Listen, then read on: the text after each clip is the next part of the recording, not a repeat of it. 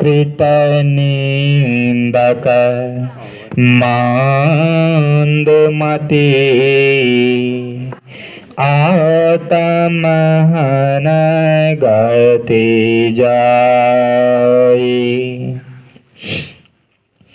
जो मनुष्य भवसागर पार होने के ऐसे साज सामानों को पाकर भवसागर पार नहीं होता है, वह कृतघ्न नीच बुद्धि आत्महिंसक की गति में जाता है।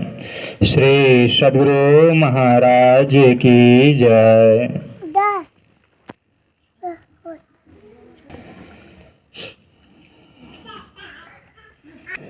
महर्षि में ही अमृतवाणी। ईश्वर का भजन शीघ्र करो। बंदो गुरु पद कंज कृपा सिंधु नर रूप हरे महामोहतम पुंज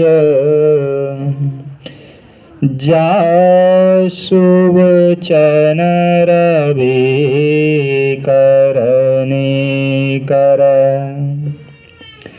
प्यारे लोगों, संत पलटू साहब ने कहा है, भजन आतुरी कीजिए और बातों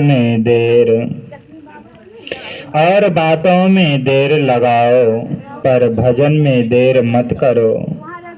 भजन खूब करो, करते जाओ। दूसरी बात, गोस्वामी तुलसीदास जी ने रामायण में लिखा है, सुतीक्ष्ण नाम के एक मुनि थे। वे बहुत बड़े भक्त थे। वे खूब ध्यान करते थे। स्थूल ध्यान में इतना तल्लीन हो जाते थे कि अपने आप को भी भूल जाते थे। वनवास काल में श्री राम वन में भ्रमण कर रहे थे। सुतीक्ष्ण मुनि मार्ग में ही उनसे मिलने के लिए जाने लगे। जिस मार्ग से श्री राम आ रहे थे, परंतु अधिक दूर न जा सके, तो रास्ते में ही बैठकर ध्यान करने लगे। श्री राम के स्थूल ध्यान में वे इतने तल्लीन हो गए कि श्री राम ने आकर उनको उठाया, पर वे नहीं उठे। तब श्री राम ने अपने योग बल से देखा कि ये मेरे द्विभुजी रूप का ध्यान कर रहे हैं, उस रूप से इनका ध्यान नहीं हट रहा है।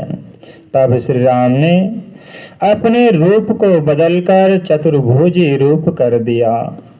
रूप के बदल जाने पर जैसे मणियार सर्प का मणि खो जाने से व्याकुल हो जाता है, उसी तरह मुनि ने व्याकुल होकर आंखें खोली तो श्री राम को अपने सामने खड़ा देखा।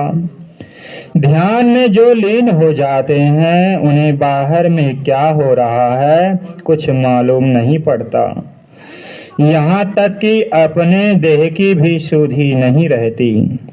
संतों ने बतलाया है, भक्ति में दृष्टि योग वाला ध्यान विंदुनाद महालिंगम शिव शक्ति निकेतनम देहं शिवालयं प्रोक्तं सिद्धिदं सर्वदेहिनाम। योग शिखोपनिषद।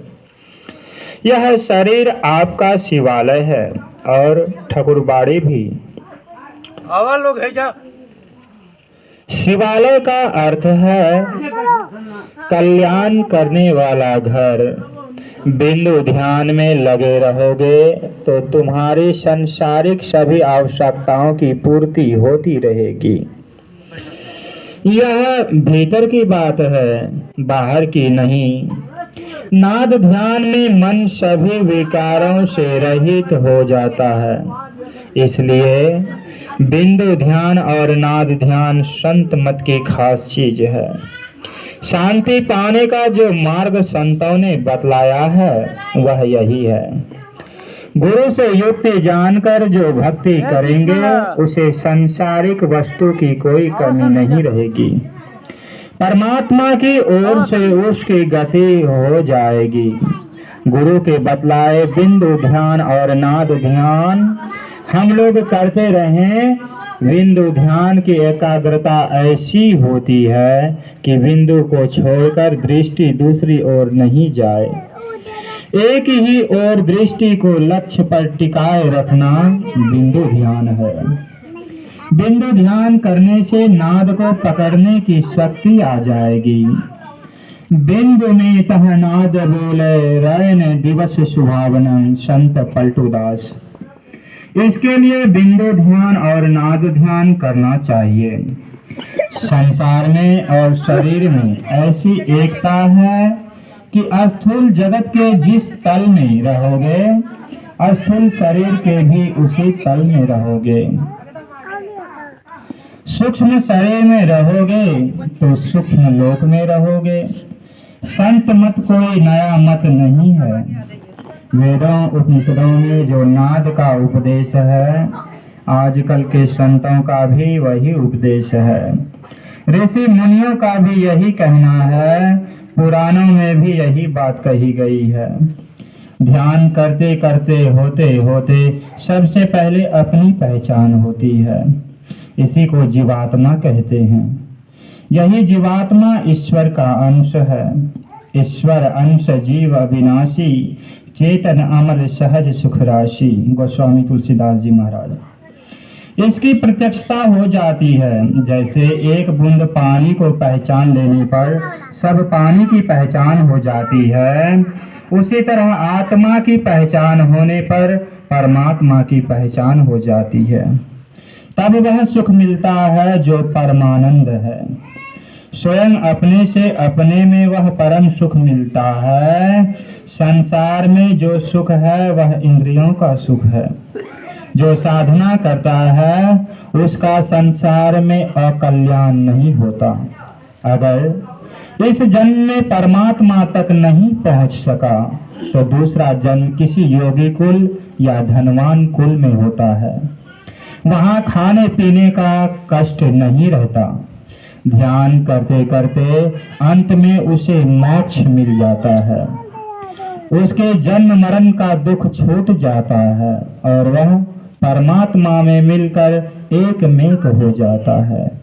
जो लोग यहाँ आते हैं उसे हम लोग यही सुनाते रहते हैं। हम लोग के यहाँ ईश्वर प्राप्ति का मार्ग बतलाया जाता है। श्री सद्गुरु महाराज की जय।